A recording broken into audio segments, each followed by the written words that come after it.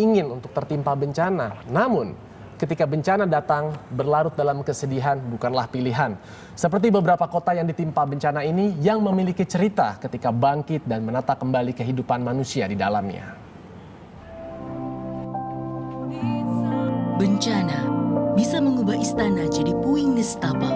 Gedung kota menjadi onggokan batu bata dan tawa manusia jadi derai air mata. Ketika dia datang, manusia boleh tak berdaya, namun manusia bisa bangkit dan membangun kembali kota dari tiada menjadi nyata. Gempa besar Tangshan, 28 Juli 1976 Cina. Sedikitnya 240.000 orang tewas dan 160.000 lainnya terluka ketika gempa berkekuatan 7,8 skala Richter ini mengguncang Tangshan, Cina. Kota Tangshan yang tidak memiliki struktur bangunan tahan gempa luluh lantak dan fasilitas kota lumpuh total. Butuh 10 tahun bagi pemerintah Cina dan warga Tangshan untuk menata kembali kota Tangshan. Usaha ini berhasil membangkitkan kembali perekonomian kota industri ini. Tahun 1990, PBB menganugerahi kota yang cukup besar di Cina ini dengan sebutan Habitat Scroll of Honor. 30 tahun berlalu, kota Tangshan maju pesat dan menjadi tempat hidup yang baik bagi lebih dari 1 juta warganya, bahkan lebih baik dari sebelum gempa besar Tangshan. Oktober 2010, sebuah film bertajuk Aftershock dirilis berdasarkan kejadian gempa yang paling mematikan di abad 20 ini.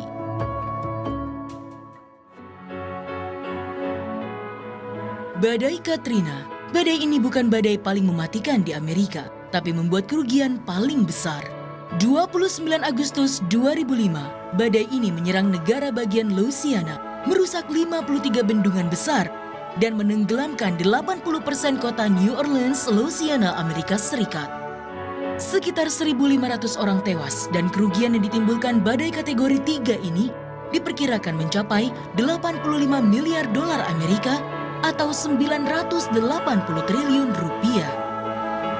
8 tahun berselang, New Orleans bangkit dari keterpurukan. Berbagai pembangunan dilakukan, mulai dari sarana transportasi hingga pembangunan tanggul dengan teknologi baru. Tanggul baru ini dibuat lebih kokoh dari tanggul sebelumnya yang hancur karena badai.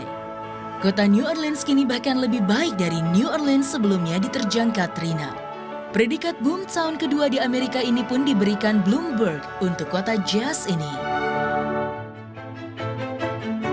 Tsunami Aceh. Gempa berkekuatan 9,1 skala Richter di Samudra Hindia pada 26 Desember 2004 menghasilkan gelombang tsunami yang melumpuhkan kota Aceh. Gempa yang hanya berlangsung 10 detik itu membuat tembok air setinggi 30 meter menghancurkan apa saja yang menghadangnya.